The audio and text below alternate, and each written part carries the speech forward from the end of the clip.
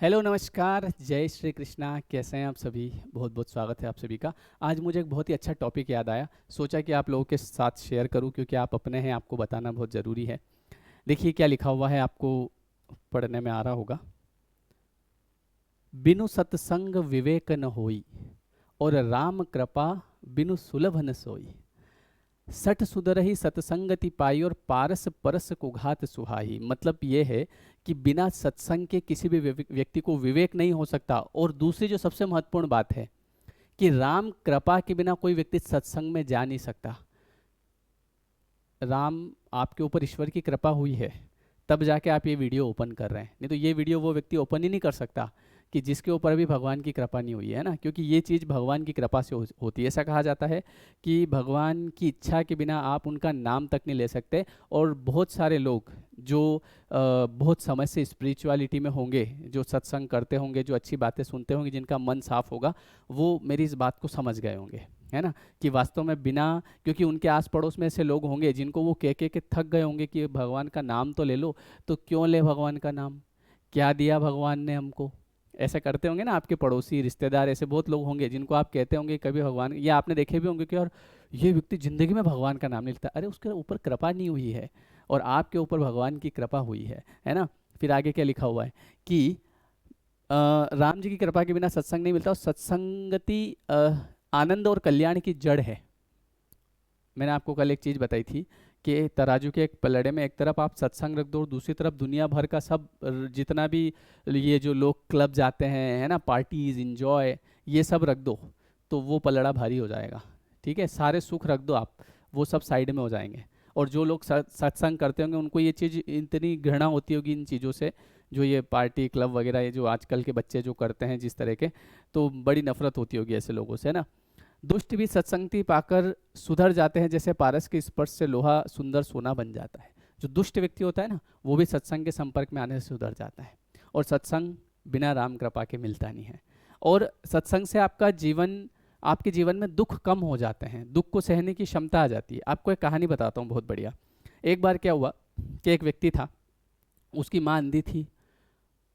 पत्नी जो है उसकी हमेशा शिकायत रहती थी कि हमको बेटा नहीं है, बेटा चाहिए। और वो जो व्यक्ति है उसको अपने जीवन से शिकायत रहती है कि मैं गरीब हूँ, मुझे अमीर बनना है। अब उसने सोचा कि मैं भगवान की तपस्या करता हूँ और भगवान से वरदान मांगता हूँ। तो वो भगवान की तपस्या करता है और भगवान प्रकट हो जाते हैं। बोले कि क्या चाहिए? और उसी समय भगवान रोकते हैं कि 1 मिनट, कोई एक वरदान मांगना, ठीक है। अब वो व्यक्ति सोचता है कि यार एक वरदान मांगूंगा, मुझे, मेरी माँ भी अंधी है, इधर बेटा चाहिए उसको, मेरे को धन चाहिए, क्या मांगूं? वो सोचता है, वो कहता है कि भगवान मैं एक बार, मेरे को घर जाके आने दो, है ना, मैं घर जाके आता हूँ, मेरी माँ से, पत्नी से पूछ के आता हूँ, और फिर आपको बताता हूँ। तो भगवान ने बोला कि अभी जो है सूर्यास्त होने वाला है, इसके पहले आ जाना। बोले ठीक है, अभी जाता हूँ, अभी आता हूँ। वो दौड़ के जाता है माँ के पास कि अ, मम्मी, मुझे भगवान के दर्शन हुए, अब जल्दी बता क्या मांगूँ, पोता मांग लूँ? बोले बेटा कैसी बात कर रहा है, मैंने मेरी ज़िंदगी में दुनिया नहीं देखी, कम से कम मैं दुनिया देख लूँगी, मेरे लिए आंखें मांग ले। पत्नी से पूछता है क्या मांगूँ? बोले बेटा मांग लो, हम कभी से कह रहे हैं बेटा नहीं है, बेटा मांग लो। वो सोच रहा है कि धन मांग लूँ, बड़ा परेशान वापस जाता है। संध्या काल होने वाला है। रास्ते में उसे एक जो है गुरु मिलते हैं, ऋषि मुनि जो गुरु मिलते हैं, वो आ रहे होते हैं उधर से। बोलते हैं कि क्या हुआ बच्चा, क्यों इतना परेशान है? बोले कुछ नहीं। अरे बोले बता बता क्या हुआ? बोले कि ऐसी ऐसी दुविधा है। बोले बस इतनी सी बात? तो बोलता है इतनी सी बात, मैं सुबह का परेशान हो रहा हूँ और ये आप कह रहे हैं इतनी सी बात। बोले कि एक काम कर, भगवान से जाके ये बोलना कि हे प्रभु, बस मैं एक वरदान आपसे चाहता हूँ। एक वरदान की बोला ना? बोले हाँ एक वरदान। तो मैं आपसे ये एक वरदान चाहता हूँ कि मेरी जो माँ है वो उसके पोते को सोने के पालने में झूलता हुआ देखे। जा मांग ले। वो व्यक्ति बड़ा खुश हो जाता है। तो देखो, केवल 2 मिनट के सत्संग से उसका सब दुख खत्म हो गया। नहीं तो अगर वो गुरु नहीं मिलते, है ना, तो उसे अच्छी संगत नहीं मिलती, तो उसका दिमाग ही नहीं चलता। वो जाके या तो धन मांग लेता तो भी जीवन भर परेशान, माँ को लेके परेशान, बेटे को लेके परेशान। बेटा मांग लेता तो माँ को लेके परेशान, धन को लेके परेशान। माँ की आंखें मांग लेता तो भी परेशान। लेकिन थोड़े से सत्संग से उसका विवेक जागृत हो गया, और हाँ, और जाके उसने भगवान से मांग लिया, भगवान ने कहा तथास्तु। तो इसलिए सत्संग बहुत ज़रूरी है। बिना सत्संग के नहीं तो क्या होता है ना, आदमी की बुद्धि भ्रष्ट हो जाती है। आप देखते होंगे ना आजकल, जैसे बोले इसने ऐसा कर दिया, उसने वैसा कर दिया। ये सब क्यों होता है? क्योंकि लोग गलत गलत चीज़ें देखते हैं, है ना।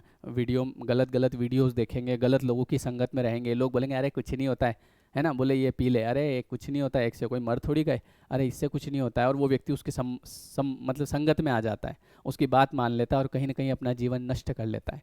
केवल पढ़ लिख लिए और उसके बाद अपन लाइफ को वैसे इंजॉय कर रहे हैं कि बढ़िया मस्त घूम रहे हैं, पब में जा रहे हैं, इंजॉय, उसको इंजॉय नहीं बोलते हैं। इंजॉय होता है मन शांत होना, मन हमेशा खुश होना, है ना। समझ रहे हो आप? धीमी धीमी सी सुगंध आना, बढ़िया मन, अगर सूखी रोटी भी खा रहे हैं उसमें खुश रहना, तो ये होता है। ठीक है, तो इसलिए सत्संग बहुत ज़रूरी है। और अगर आप कहीं सत्संग सुनते हैं मतलब आपके ऊपर ईश्वर की बहुत बड़ी कृपा है।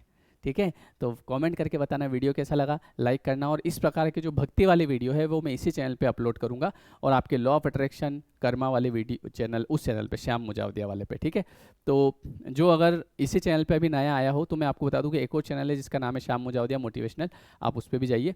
और जो नए लोग हैं वो सब्सक्राइब करिएगा, लाइक करिएगा, कमेंट करके बताइएगा वीडियो कैसा लगा। मिलते हैं नेक्स्ट वीडियो में, और ये कहानी कैसी लगी ये भी बताइएगा। ठीक है, थैंक यू। नेक्स्ट कहानी फिर मैं आपके लिए लेके आऊँगा एक बहुत ही सुंदर। ठीक है, thank you everyone, thank you so much.